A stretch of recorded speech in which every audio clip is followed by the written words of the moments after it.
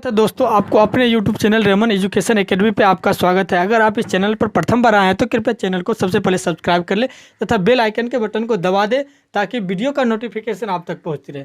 तो चलिए आपके लिए आज का जो स्ट्रक्चर है इंग्लिश का स्ट्रक्चर और स्ट्रक्चर नंबर आप आज का जो है वो स्ट्रक्चर 10 आज जो पढ़ाने वाले हैं।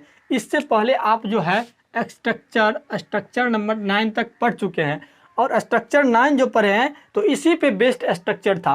तो आज जो स्ट्रक्चर है उसमें आप इससे पहले जो स्ट्रक्चर पढ़े हैं उसमें आप प्रजेंट मतलब प्रजेंट सेंटेंस जो था वो प्रजेंट में दिखाता था, लेकिन ये जो है पास्ट से रिलेटेड सेंटेंस है।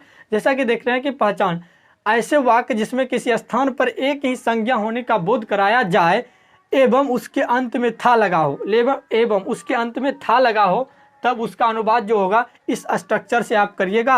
और इसका जो है अफर्मेटिव, इसका जो है प्रजेंट मतलब कि ऐसा मतलब जिसमें है लगा हो। अगर इससे पहले जो स्ट्रक्चर 9 पढ़ाए थे उसमें यहाँ पे सिर्फ है लगा था, मतलब इसी तरह का वाक्य था। उसमें ऐसे था कि यहाँ बालू ही बालू है, इसमें था है, ये पास्ट का सेंटेंस है।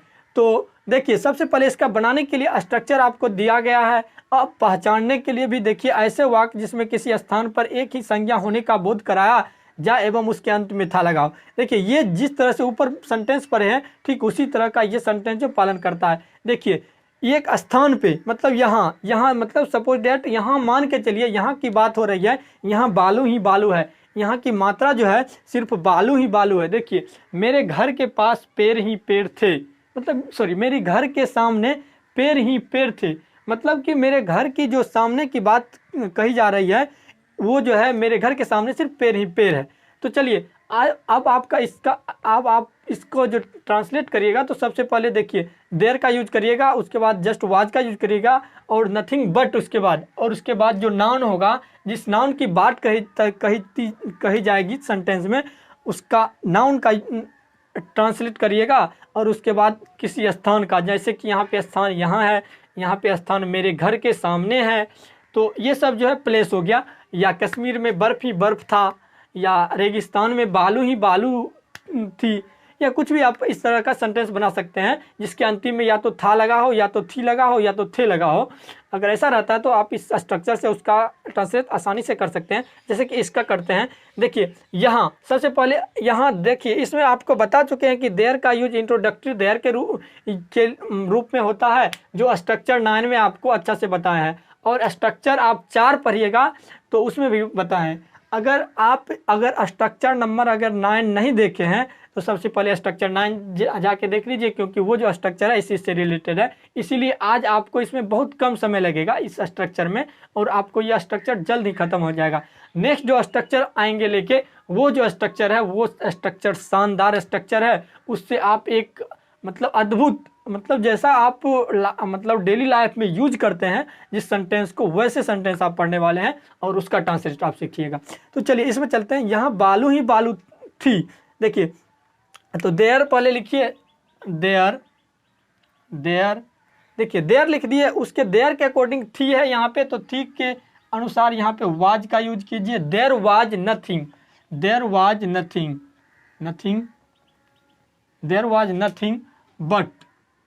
बट अब नाउन यहाँ पे खोजिए, नाउन यहाँ पे सेंड है, सेंड बालू, there is nothing but sand. अब प्लेस किस स्थान की बात हो रहा है तो यहाँ की बात हो रहा है, तो यहाँ के लिए हेयर होता है तो आप हेयर लगाइए, हेयर। देखिए अब आपका ये सेंटेंस बनके तैयार है। देखिए मेरे घर के सामने पेड़ ही पेड़ थे, मतलब मेरे घर के सामने सिर्फ पेड़ ही पेड़ था और कोई दूसरा चीज नहीं था।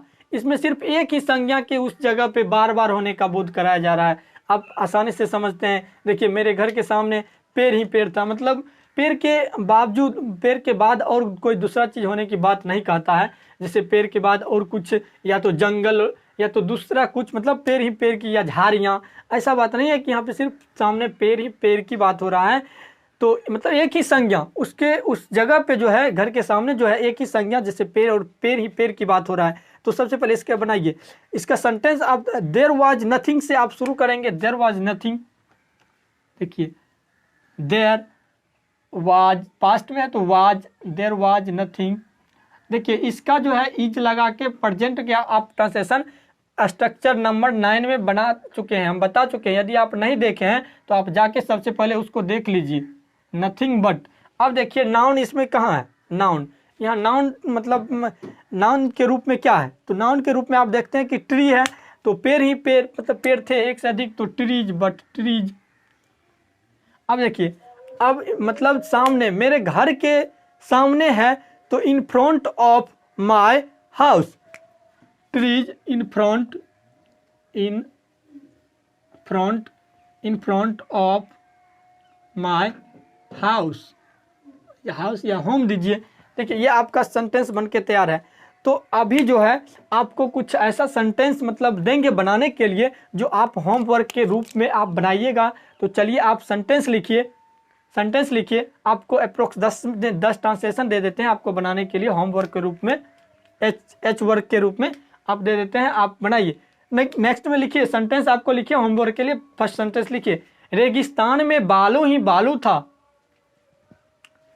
रेगिस्तान में बालू ही बालू था, गंगा में पानी ही पानी था, गंगा में पानी ही पानी था। देखिए,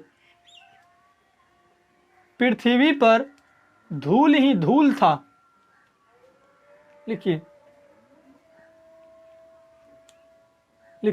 नदी में मछली ही मछली था,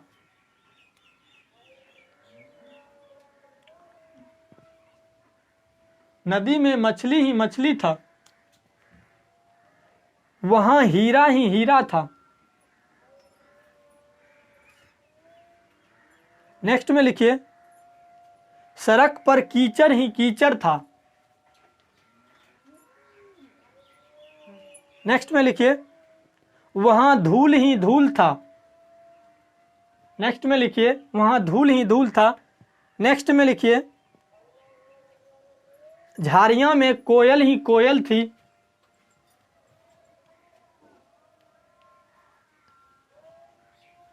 नेक्स्ट में लिखिए, शहर में लड़की ही लड़की थी।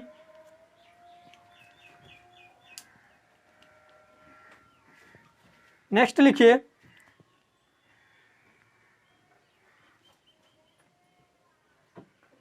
इस कमरे में पैसा ही पैसा था।